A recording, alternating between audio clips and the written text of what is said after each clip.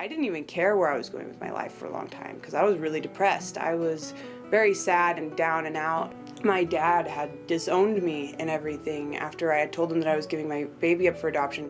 After I had my daughter, that's when it got the worst. And I disappointed so many people, and I disappointed myself so much, and all the time I would do that.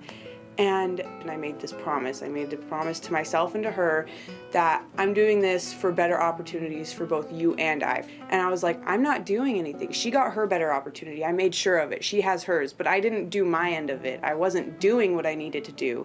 And once I started going to Life's Kitchen, something changed. Something completely changed, and I did a complete 180.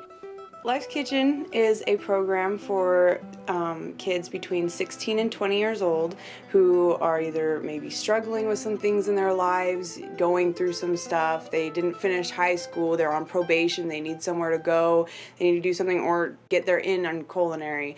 And it's such a great fallback career too, because anywhere you go, any state you live in, you can get an in at any restaurant if you have the experience, of course. And especially with Life's Kitchen's experience, you can get in pretty much anywhere you want because you have a very broad spectrum of everything.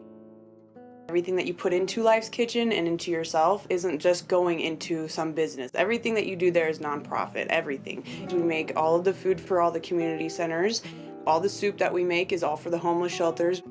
And when I was making the soup, there was the chef Steven who volunteers there, and he was sitting there talking about all of it, having me taste it each time he put in a new seasoning, and he'd have me taste the difference in it.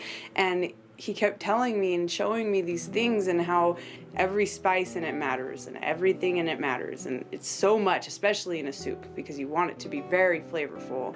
And I just thought it was such a great analogy for that, how every spice in that soup matters.